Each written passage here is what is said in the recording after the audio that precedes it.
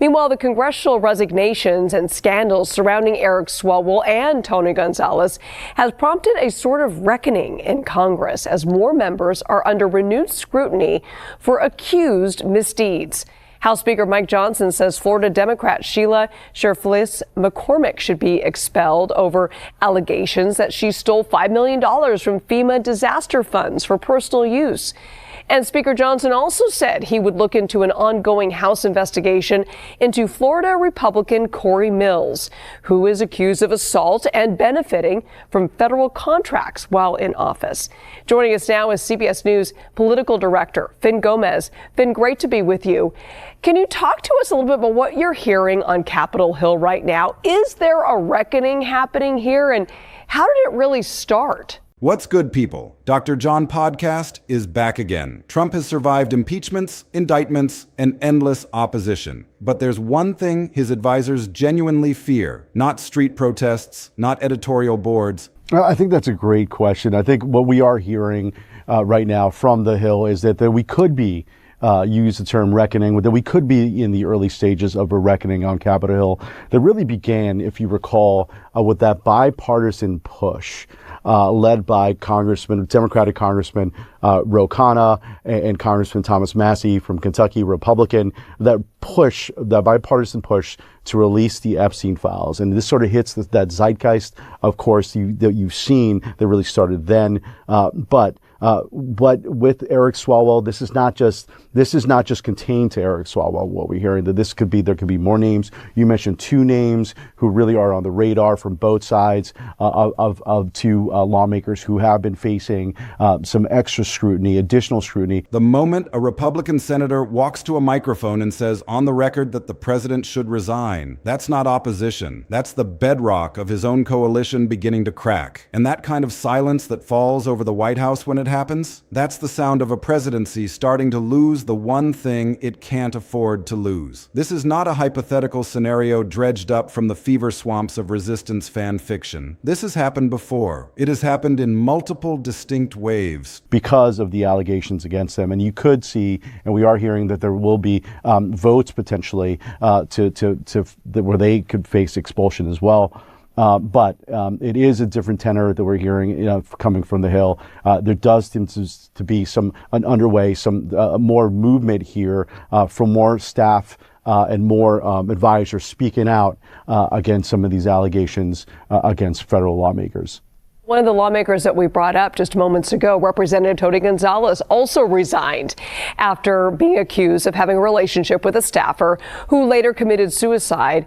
We and many other networks reported extensively on this story for weeks. So can you talk to us about why he's stepping down now, today? Triggered by different scandals and different breaking points. And according to the comprehensive narrative universe being constructed across political commentary platforms, fresh and even more dramatic fictional breakdowns are now amplifying the specter of a new round of Senate demands for resignation as Trump's second term spirals ever deeper into a multidimensional crisis. Yeah, and this is very similar from the other side, right? And we're seeing this with the allegations against Eric Swalwell, bill with Tony Gonzalez, something that, as you mentioned, has played out for months. We have done some reporting on that, some exclusive reporting on that as well.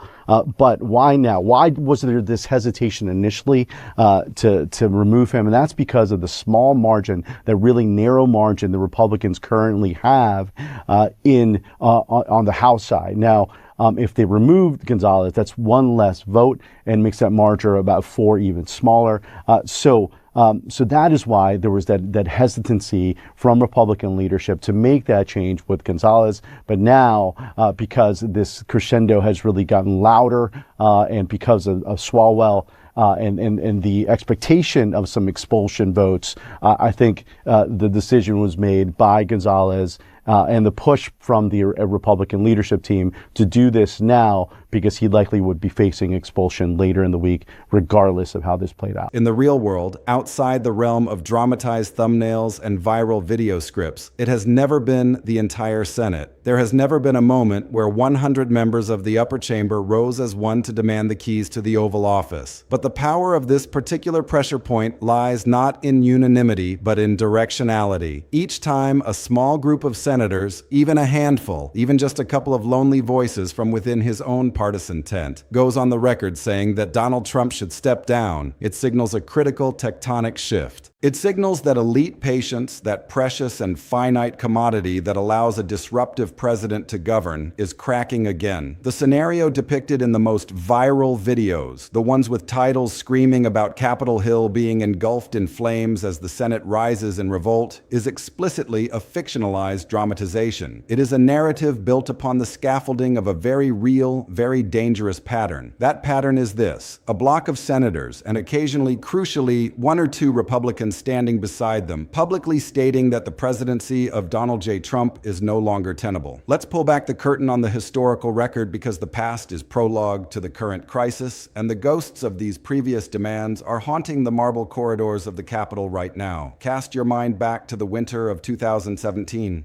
The Access Hollywood tape was still fresh in the collective consciousness, but a new wave of allegations regarding sexual misconduct and assault was cresting. In an unprecedented move that shattered the traditional decorum of the Senate cloakroom, 7 sitting senators, all Democrats but heavyweights nonetheless, stepped forward to demand that the president resign. The names on that list were not backbenchers. You had Kirsten Gillibrand, who was already being groomed for higher office. You had Bernie Sanders, the leader of the progressive movement. You had Jeff Merkley, Ron Wyden, Cory Booker, Mazie Hirono, and a then junior senator from California named Kamala Harris. These 7 individuals did not merely criticize a policy or question a decision. They went for the jugular. They declared that Donald Trump was, in their words, an admitted sexual predator. They asserted, as a matter of public record, that he had lost the moral legitimacy required to hold the highest office in the land. Think about the weight of that accusation coming from the floor of the world's greatest deliberative body. They were not just saying he was a bad president. They were saying he was fundamentally, morally unfit to be president. It was a declaration of character war. Then came the cataclysm of January 6th. The smoke from the Capitol breach had barely cleared when the calculus changed entirely. The violence of that day pierced the partisan armor in a way that policy disputes and even sexual misconduct allegations had failed to do. Suddenly,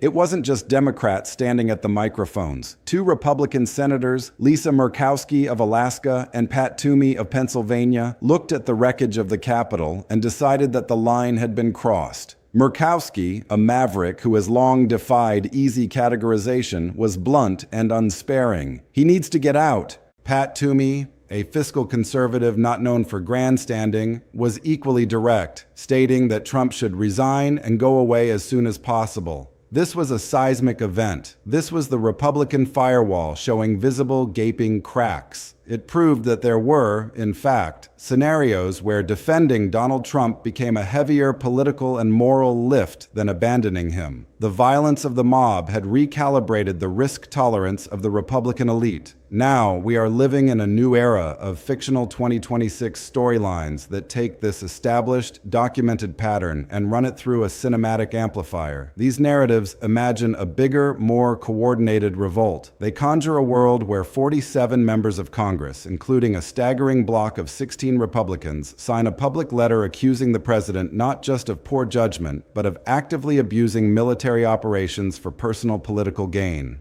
They imagine senators taking to the floor not just for a press release, but for a sustained, dramatic, old-school Senate filibuster designed to demand his immediate resignation. They even imagine the pressure campaign extending to the vice president's ceremonial office, with senators openly pressuring the number 2 to consider invoking the 25th Amendment. These are fictionalized accounts, yes, but they sit squarely on top of a very real and very active dynamic. The legal investigations surrounding the Iran war fallout are accelerating. The court defeats are piling up. The impeachment chatter is no longer a whisper. It is a drone. All of these forces are converging once more. And as these pressures mount, political commentators are already arguing that if the midterm elections flip control of Congress, we are almost certain to see another real-world round of senators walking to those microphones and declaring once again that it is time for him to go. You can absolutely present this headline as the dramatic, blockbuster version of a familiar, recurring nightmare for the Trump White House. because every single time this president pushes the constitutional system past a breaking point, whether it is the Capitol riot, the cascade of sexual misconduct allegations, or the launch of an unauthorized war with Iran, a few more senators feel just safe enough, just emboldened enough to go on the record. They turn the elite whispers of the cloakroom into public, undeniable calls for removal. The fictional letters and the dramatic Senate floor speeches that populate these videos are simply echoes of the real debates happening right now in Washington.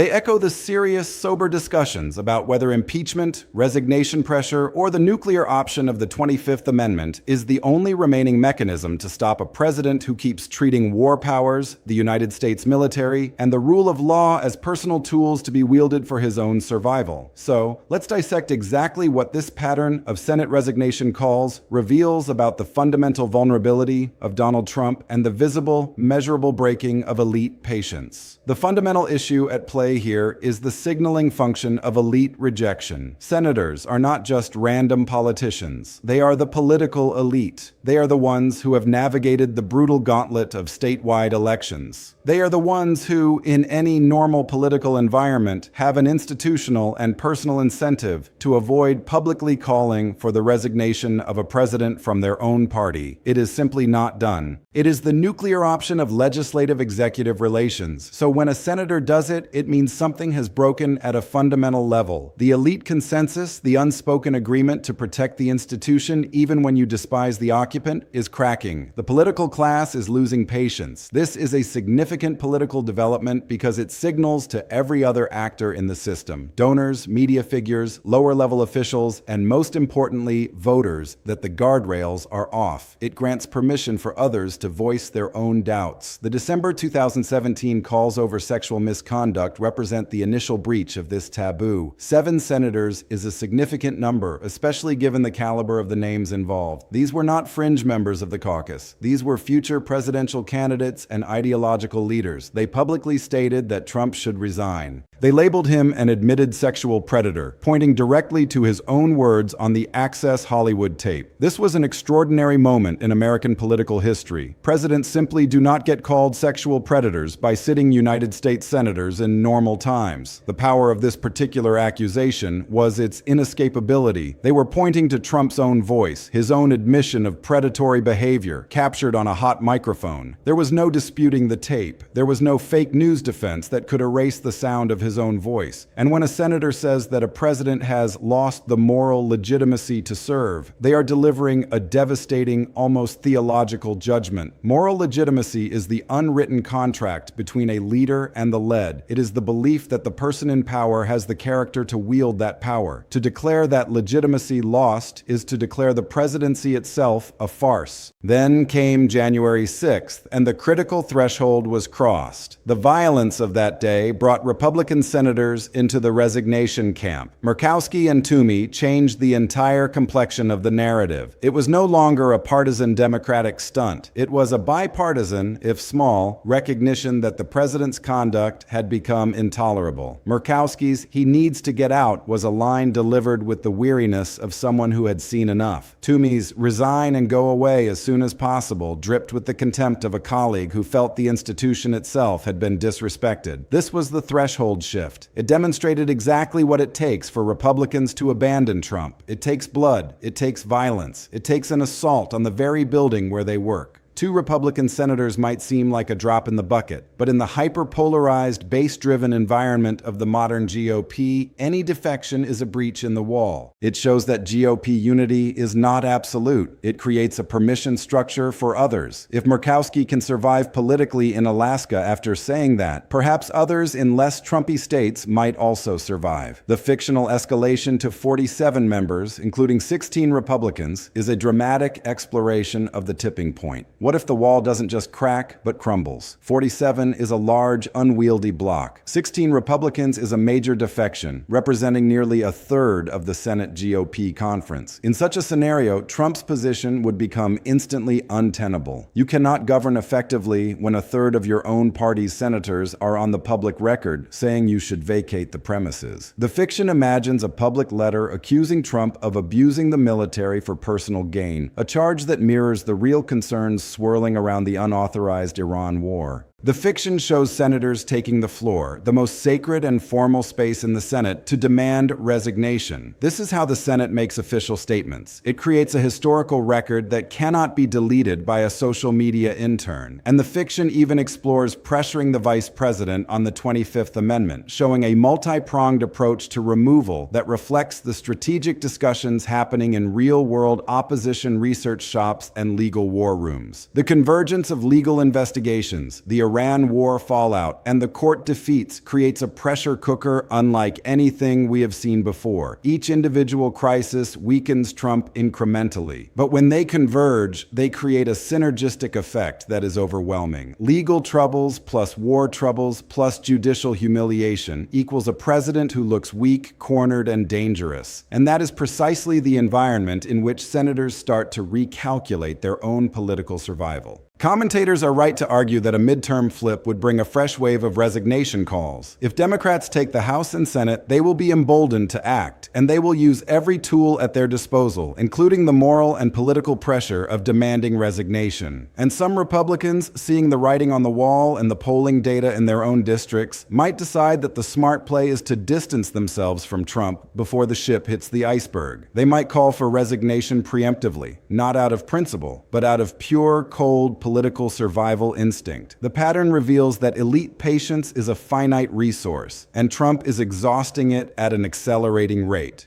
The first scandal, the elite tolerate. The second scandal, they express concern. The third, fourth, and fifth scandals, the elite breaks. Each crisis burns through more of that patience. The sexual misconduct round established that it was possible to demand resignation. It broke the taboo. The January 6th round proved that even Republicans could be moved to do so under extreme duress. The Iran war round, which is the current live-fire exercise, is likely to be the largest yet, potentially bringing the most significant Republican defections we have seen. The movement is growing, not shrinking, and the most dangerous part of this dynamic for Trump is the transition from private doubt to public declaration. Many senators, far more than will ever admit it publicly, think Trump is a disaster and should go. But the cost of saying so has been prohibitive. However, each time a colleague steps forward, each time a Murkowski or a Toomey tests the waters and survives, the cost of speaking out drops. The whispers become murmurs. The murmurs become shouts. And once enough elite voices say it out loud, public opinion begins to follow. Regular voters do not lead on the issue of presidential resignation. They follow their trusted leaders. When Republican senators say resign, Republican voters start to listen. So what happens when Senate resignation calls become a predictable pattern occurring at every major crisis, and elite patience visibly shatters on live television? Let's break down the cascading consequences. Trump's political support erodes as the elite rejection becomes undeniable. Voters see their senators abandoning ship, and some of them will follow. The coalition shrinks. The isolation grows. Resignation transforms from an unthinkable abstract concept into a thinkable, serious, and discussed option. The Overton window shifts. What was once impossible becomes improbable, then possible, and finally, under the right conditions, probable. Republicans feel an increasing sense of permission to break publicly. Early defectors like Murkowski and Toomey survived their gambles. They are still in office. They are still influential. Their survival is a green light for the more skittish members of the conference. The defections accelerate. Pressure on the vice president to invoke the 25th Amendment intensifies dramatically. When senators are publicly calling for resignation, the vice president cannot simply hide in the Naval Observatory. They are forced to respond. The political cost of inaction becomes a heavy weight. Impeachment becomes more politically viable. Senate calls for resignation are a signal that there might actually be the votes for conviction. If senators are willing to say resign, they are signaling a willingness to consider remove. This changes the entire calculus of an impeachment inquiry. Trump becomes more desperate and therefore more dangerous. A cornered animal is an unpredictable one. He might escalate the Iran war to change the subject. He might declare more national emergencies. He might launch even more vitriolic attacks on the judiciary. Desperation breeds escalation, which in turn breeds more resignation calls. It is a vicious feedback loop. The media coverage amplifies the calls, creating a self-fulfilling prophecy. Cable news chyrons blare, Senate Republicans call for Trump resignation. The constant repetition creates an atmosphere of inevitability. The public starts to believe it's going to happen. Politicians start to believe it's going to happen. And because everyone believes it, it becomes more likely to happen. Donors and business leaders, who are always attuned to the winds of elite power, begin to distance themselves. They see the Senate calls as a leading indicator of political collapse. They stop writing checks. They stop defending the administration in public. Economic isolation compounds political isolation, starving the operation of resources. International allies begin quietly preparing for a post-Trump era. Foreign ministers and ambassadors read the news. They see American senators calling for the president's head. They stop taking Trump's threats seriously and start building back-channel relationships with the people they think will be in charge next year. International isolation accelerates the domestic unraveling. And 10th, a historical precedent is set that will forever alter the presidency. If Trump resigns under pressure from the Senate, he will be the first to do so since Richard Nixon. It will prove that the modern presidency is not immune to this ultimate form of elite pressure. It will make future presidential resignations far easier to imagine and, therefore, far easier to execute. It will permanently change the accountability structure of the executive branch. The bottom line is this: Donald Trump has faced waves of public resignation demands from senators before, most famously after the Capitol riot and over sexual misconduct allegations. Fresh fictional breakdowns are now amplifying a new round of Senate demands for his resignation as his second term spins deeper into crisis. In real life, it has never been the whole Senate, but each time a small group of senators goes on the record saying he should step down, it signals that elite patience with him is cracking again. The scenario in videos like Capitol Hill on fire as Senate demands Trump resignation is explicitly fictional, but it is built on a very real pattern: a block of senators, sometimes including a Republican or two, publicly saying Trump should resign. In December of his first term, 7 senators, Democrats like Gillibrand, Sanders, Merkley, Wyden, Booker, Hirono, and Harris, publicly called for Trump to resign over multiple sexual misconduct allegations, saying he was an admitted sexual predator and had lost moral legitimacy. After the January 6th attack, at least 2 Republican senators, Lisa Murkowski and Pat Toomey, joined Democrats in urging Trump to resign immediately, with Murkowski saying he needs to get out and Toomey saying he should resign and go away as soon as possible. Fictional storylines imagine a bigger, more coordinated revolt. 47 members of Congress, including 16 Republicans, signing a public letter accusing Trump of abusing military operations for personal gain, followed by senators taking the floor to demand his immediate resignation, and even pressuring the vice president to consider the 25th Amendment. These fictionalized accounts sit on top of a very real dynamic where legal investigations, Iran war fallout, court defeats, and impeachment talk are converging again. Commentators argue that if midterms flip Congress, we could see another real-world round of senators publicly saying it is time for him to go. The pattern is clear. Every time Trump pushes the system past the breaking point, more senators feel safe going on record that he should resign, turning elite whispers into public calls.